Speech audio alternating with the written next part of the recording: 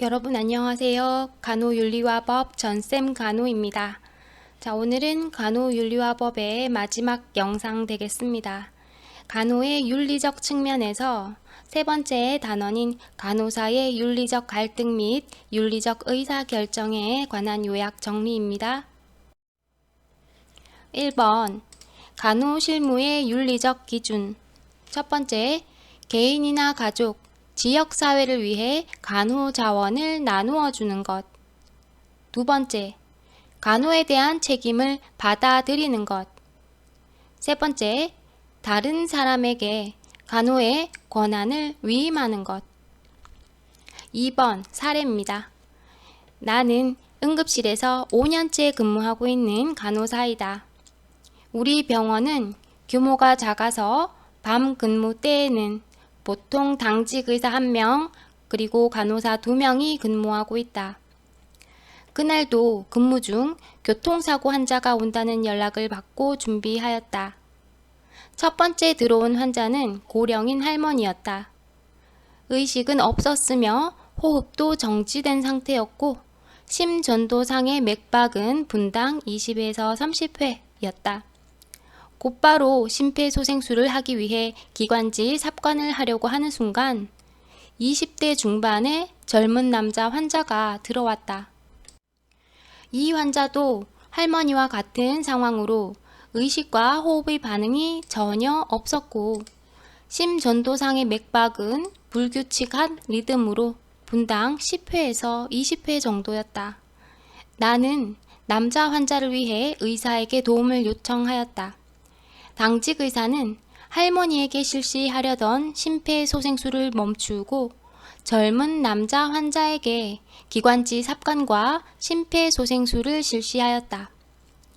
그러나 남자 환자도 사망하였고 끝까지 심폐소생술을 실시하지 못한 할머니도 사망하였다.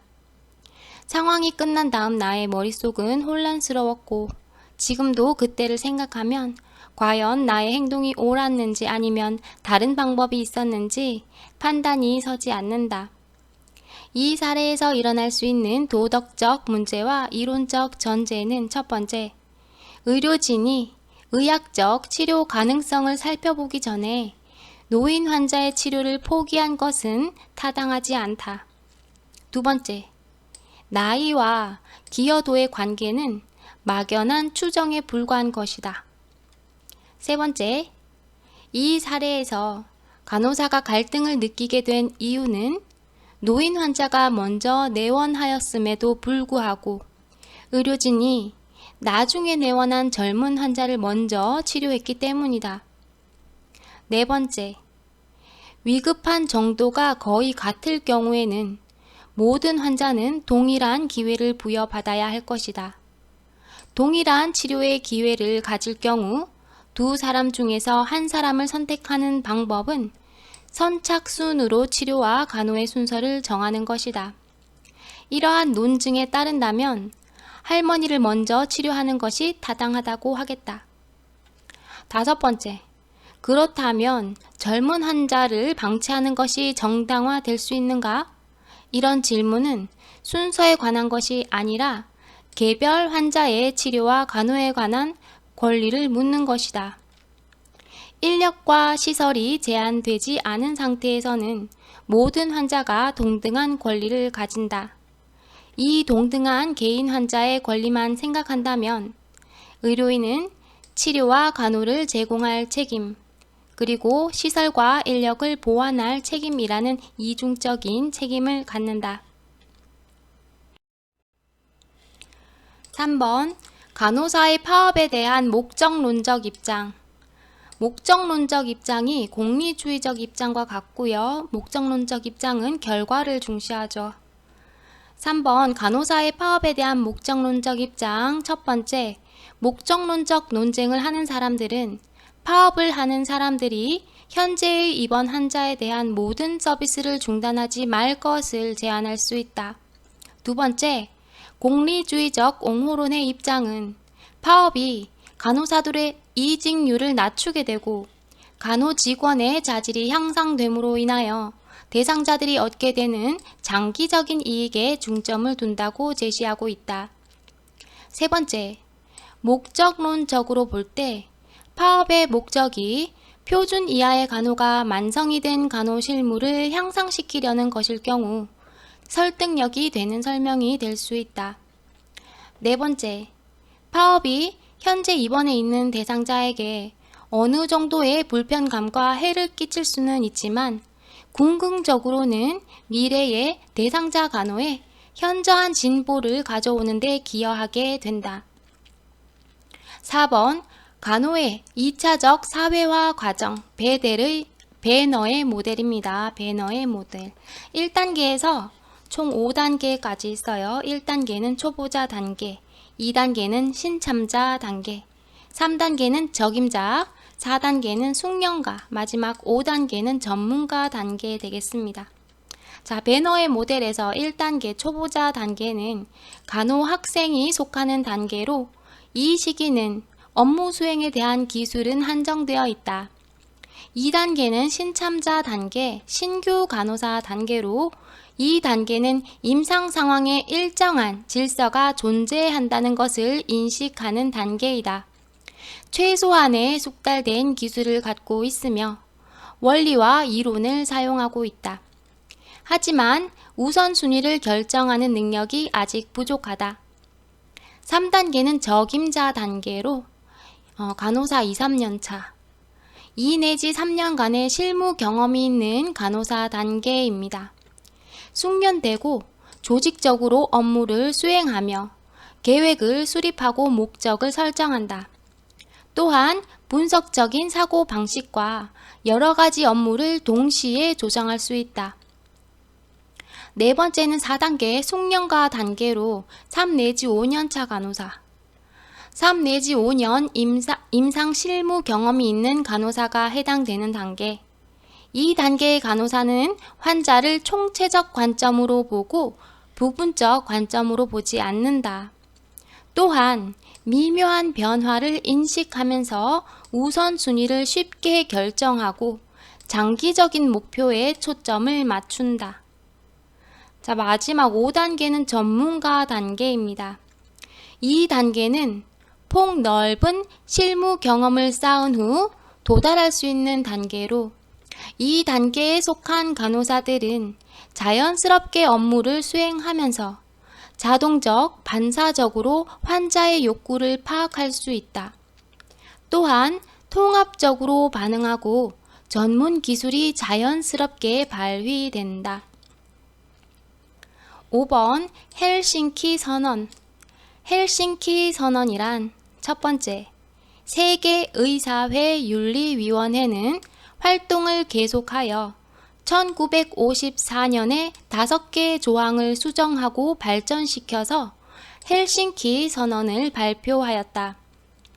인간을 대상으로 하는 연구와 관련하여 의료인에게 지침이 되는 권고사항을 담은 헬싱키 선언은 1964년 핀란드 헬싱키에서 열린 세계의사회 제18차 총회에서 채택되었다.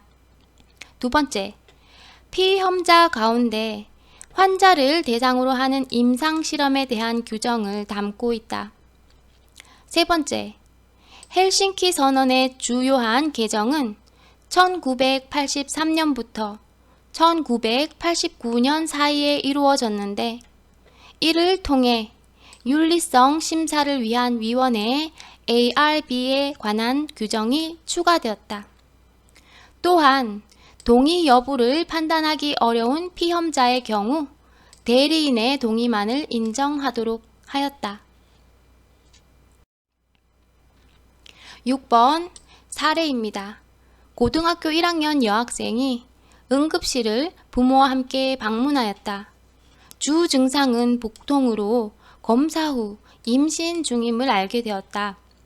하지만 환자는 간호사에게 자신의 부모에게 이 사실을 알리지 말라고 애원하였고 간호사는 환자가 자신의 임신에 대해 아무런 대책이 없다는 것을 알게 되었다.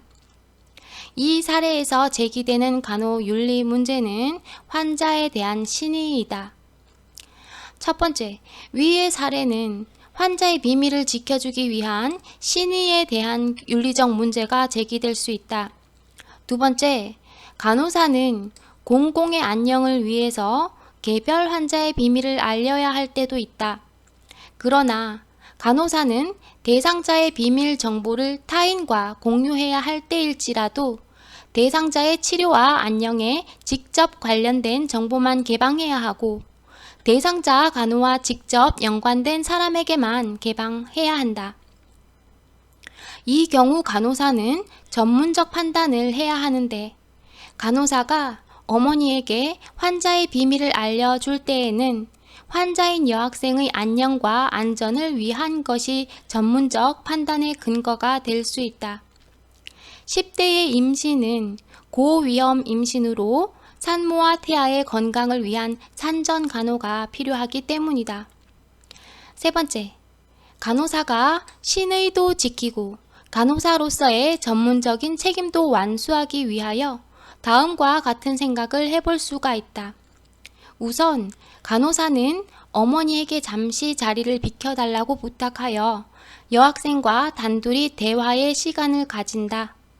대화를 통해 간호사는 환자 스스로 어머니에게 털어놓고 도움을 청하게 하거나 아니면 간호사가 대신 말해도 좋은지 동의를 구한다.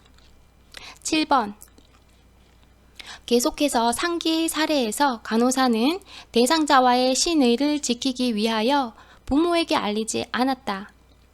나중에 환자를 간호사실로 따로 불러 관련된 정보를 충분히 알려주고 부모의 상담 필요성도 설명하면서 설득하려는 노력을 기울였다. 그러나 환자가 자신이 처한 상황의 의미를 잘 이해하지 못하고 또한 부모에게 말하는 것도 싫다고 하였다. 이때 간호사가 환자의 소망과 무관하게 어머니에게 알려버린다면 이러한 간호사의 행동의 근거가 되는 원칙은 바로 선행의 원칙이다. 8번. 연구윤리의 두 가지 측면. 먼저 첫 번째는 연구와 연구자에 관한 것, 두 번째는 연구 대상자 혹은 참여자에 관한 것입니다. 먼저 첫 번째 연구와 연구자에 관한 것에는 표절, 변조, 위조, 이중계제가 속하고요. 두 번째 연구 대상자 혹은 참여자에 관한 것에는 연구 대상자의 자율성 보장 그리고 인권 보호 문제가 해당합니다. 9번. 의료 현장에서는 보통 먼저 도착한 환자들을 치료한다.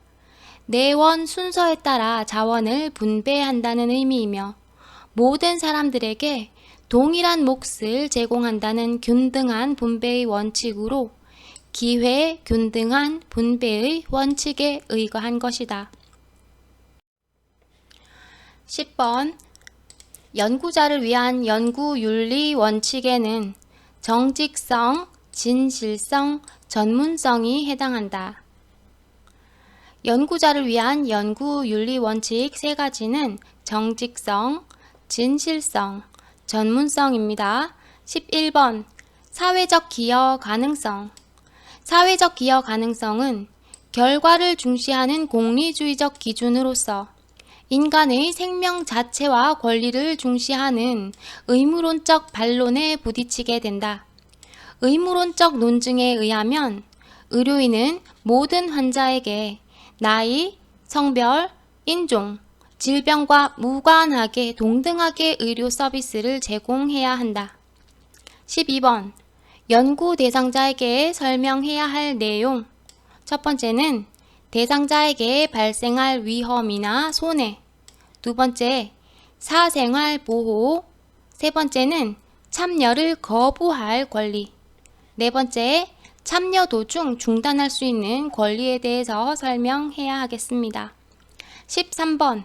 의료기관 내에서 환자의 권리. 첫 번째, 비밀을 보장받을 권리. 두 번째, 인간답게 존중받을 권리. 세 번째, 모든 치료에 대해 설명을 받을 권리. 네 번째, 자격을 갖춘 의료 종사자로부터 최선의 의료를 받을 권리가 있습니다. 14번 프리셉터의 역할. 첫 번째, 프리셉터와 신규 간호사는 1대1의 관계이며 프리셉터의 역할은 능동적이고 목적적이다. 프리셉터는 신규 간호사에게 정서적 지지를 해주고 임상에서의 강력한 역할 모델이 되며 질문에 답변하고 역할 기대를 명확하게 해준다. 두 번째, 프리셉터 교육으로 숙련된 경력 간호사와 신입 간호사의 1대1 상호작용을 통하여 신입 간호사 개개인의 요구에 맞는 교육 경험의 기회를 가져 교육의 효과를 높이고 이직과 현실 충격의 최소화, 직업 만족도 증가, 의료사고 예방으로 양질의 간호를 제공하고 있다. 세 번째, 프리셉터는 역할 모델이 되어 풍부한 임상 경험과 교육적인 기술, 문제 해결 능력을 가지고 전문적인 간호 실무를 교육하며 지원자와 평가자로서 신입 간호사를 격려 지지하고 있다. 15번 연구윤리심의위원회란 임상시험의 윤리성을 확보하는 데 있어서 가장 중요한 역할을 담당하는 것이 임상시험 심사위원회이다. 흔히 IRB, Institutional Review Board라고 부르는 이 위원회는 계획서 또는 변경 계획서, 피험자로부터 서면 동의를 얻기 위해 사용되는 방법이나 제공되는 정보를 검토하고 지속적으로 이를 확인함으로써 임상시험에 참여하는 피험자의 권리, 안전, 복지를 보호하기 위해 시험기관 내에 독립적으로 설치한 상설위원회를 말한다. 16번 사망선택유언. 사망선택유언이란 말기질환의 치료에 대한 환자의 동의를 제시한 일종의 유언으로 보통 유언은 사후 시행되는 것이 통례이나 이것은 생전에 효력을 갖기 때문에 생전 유효 선언이라는 의미이며 생존 시의 의사를 문서화한 것이다. 17번 과다출혈로 수술을 준비하는 환자에게 수혈을 하려고 한다.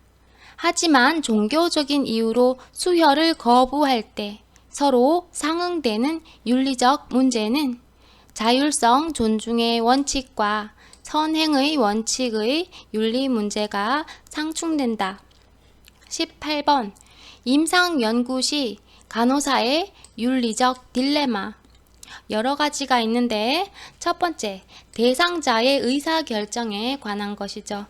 대상자의 나이가 어리거나 의식 상태가 모호하거나 스스로 의사결정을 하기 어려운 상태에 있을 경우 본인 스스로의 연구의 목적을 이해하고 판단할 수 없어서 자율성 존중의 원칙이 적용될 수 없는 경우에는 과연 누가 대상자를 대신하여 의사결정을 할 수 있는가? 미성년자의 경우에는 부모가 대신하지만 만약 부모가 없는 고아인 경우 누가 대상자의 옹호자가 되어 결정할 수 있는가가 문제가 된다. 두 번째, 동료 의료인이 도움을 요청할 때 동료 의료인이 환자를 대상으로 연구를 할 때 도움을 요청한다면 과연 그 요청에 응해야 하는가?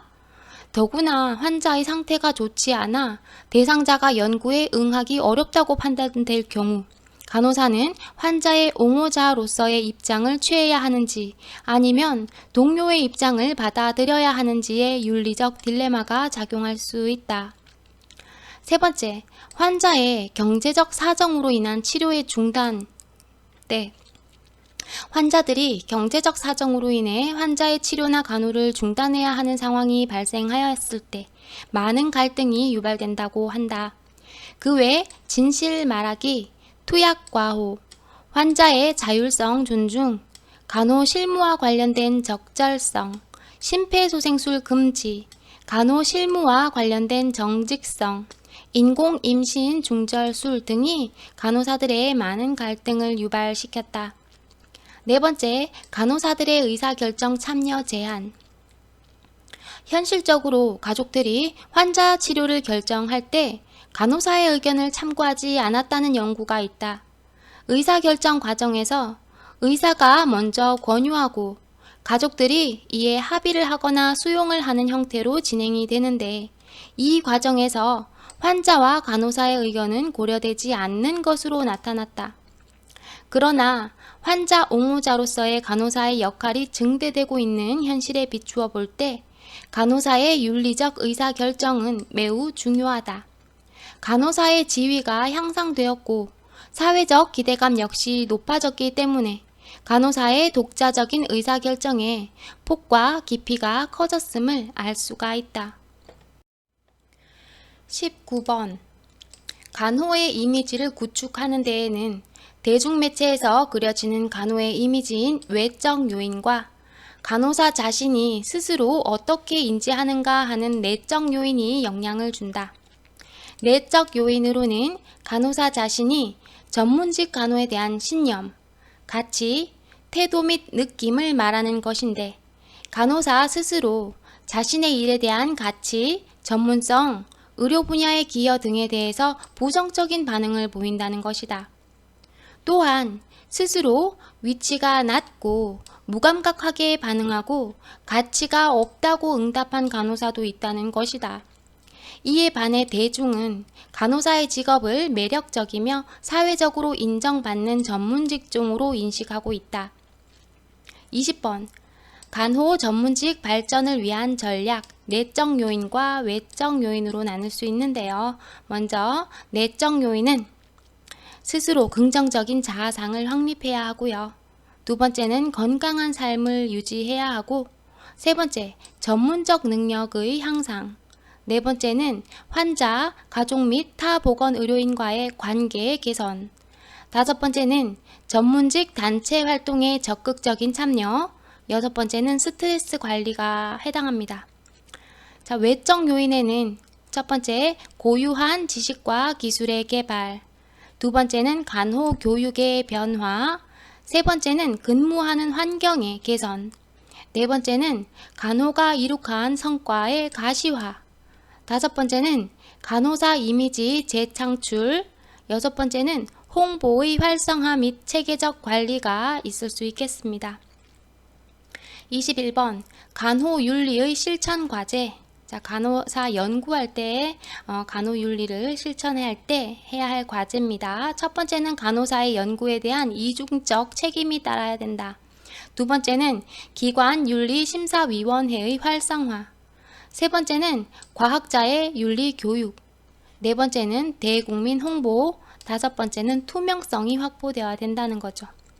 22번 전염병에 대한 백신을 개발 후 약의 효과와 부작용이 밝혀지지 않은 상태에서 환자에게 백신 접종을 하려는 경우 간호사에게 요구되는 윤리 원칙은 바로 무해성의 원칙이다. 무해성의 원칙은 악행 금지의 원칙이라고도 하며 고의적으로 해를 가하는 것을 피하거나 해가 될 위험을 피하는 것을 말한다. 환자에게 투약이나 간호 행위를 할 경우 환자의 안전을 우선적으로 고려하는 무해성의 원칙이 필요하다.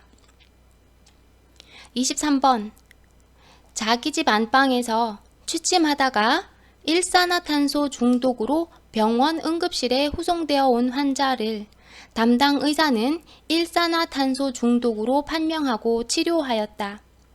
회복된 환자가 이튿날 퇴원할 당시 자신의 병명을 문의하였는데도 의사 및 간호사가 아무런 지도를 해주지 않아 환자가 일산화탄소에 중독되었다는 사실을 모르고 퇴원을 하여 사고가 난 자기 집 안방에서 다시 일산화탄소 중독을 입은 경우 담당 의사와 담당 간호사는 의료법상 요양 방법의 지도 의무를 위반한 것이 된다. 의료법 제22조 요양 방법의 지도에서 의료인은 환자 또는 그 보호자에 대하여 요양의 방법, 기타 건강관리에 대하여 필요한 사항을 지도하여야 한다라고 하였습니다. 24번 굉장히 긴 사례입니다. 간호대학을 졸업하고 몇 년의 실무 경력이 있는 28세의 장간호사가 주인공입니다. 작은 시골 병원에서 3주 동안 시간제 근무를 하게 되었는데 20병상의 내과, 소아과 병동에서 주 2회, 셋째 주에는 외과 병동의 저녁번 책임 간호사로서 일했다. 장 간호사는 자신의 직책을 수락했을 때 거의 매일 저녁 새로운 도전을 받게 되리라는 것을 깨달았다. 어느 날 저녁 내과 병동에서 한 환자가 0.25g의 페노바비탈을 원했다. 장 간호사는 실수하여 다른 약장에서 코데인 0.25g을 꺼내어, 코데인은 마약이죠, 환자에게 주었다. 페노바비탈도 향정신성 의약품으로 주의를 기울여서 투약을 해야 됩니다. 근무가 끝날 무렵 장 간호사는 철저한 간호사로 알려진 32세의 김 간호사와 함께 나르코틱스와 바비츄레이트를 세웠고, 마약하고 바비츄레이트는 카운트를 매 듀티 때마다 해야 되죠. 그런데 실제로 어때요? 사용을 잘 안 하는 병동 같은 경우에는 실제로 카운트를 직접 하지 않고 그냥 이전에 기록한 대로 그냥 습관적으로 쓰는 그런 적잖은 사례가 많습니다. 자, 장간호사는 실제 확인한 것을 기록하지 않고, 장간호사도 똑같은 실수를 했네요. 그 전에 기록된 대로 적었으며 자신의 잘못을 깨닫지 못했다. 다음날 밤 김 간호사는 장 간호사의 주의를 환기시켜 모자라는 코데인과 남는 페노바비탈의 문제를 제기했고, 밤중에 장 간호사의 실수를 확인했다고 말했다. 장 간호사가 실수하여 코데인을 준 환자는 다행히 어떤 영향도 받지 않은 것 같았으며 낮 근무 시에 퇴원하였다고 한다. 장 간호사는 자신의 실수를 보고해야 하는 것인지를 알지 못하였고, 한편으로 김 간호사가 자신의 실수를 알고 있어도 환자에게 해가 되지 않았기 때문에 투약 과오를 너그럽게 모아줄 수 있다고 생각하였으며 그 사실을 다른 이들이 알지 못할 것이라고 생각했다. 간호행정자에게 자신의 실수로 보고하지 않음으로써 장 간호사는 사건 보고 횟수를 낮게 유지할 수 있는 것이다. 병원의 많은 간호사들이 실수 없는 간호를 좋은 간호와 동일시한다는 것을 알고 있으므로 어떤 간호사들은 사소한 잘못은 보고하지 않으려는 경향이 있는 것이다. 한편 장 간호사는 쉽게 사건 보고서를 작성할 수 있다. 정직한 사람은 자신의 실수를 보고해야 한다는 것을 알고 있으며 정직성이 전문직의 정체성의 중요한 부분임을 알고 있다. 그러나 장 간호사가 자신의 실수를 인정하는 것은 김 간호사의 은폐를 노출시키는 것이며 나르코틱스의 기록을 위조한 것이 드러나는 것이다. 자, 25번 위의 사례에서 두 간호사가 취할 가장 바람직한 행동은, 만약 장 간호사가 자신의 실수를 보고하기로 결정하였다면 대상자에 대한 해악을 방지하려는 것보다 오히려 정직한 전문인으로서의 자아상을 유지하기 위한 것이 된다. 장 간호사의 행동이 김 간호사와 자신에게 위협이 되고 대상자에게 영향을 준다 해도 장 간호사는 책임 있는 전문직 간호사로서 독립적인 정체성을 유지할 수 있도록 행동해야 한다. 따라서 장 간호사가 김 간호사의 상관은 아니지만 김 간호사는 장 간호사의 제안에 따라 행동하도록 노력해야 할 것이다. 그리고 장 간호사는 김 간호사의 은폐에 대한 호의적인 동기는 알지만 그러한 행동이 잘못된 것임을 인식한 것에 대해 서로 이야기하고 설명해야 한다.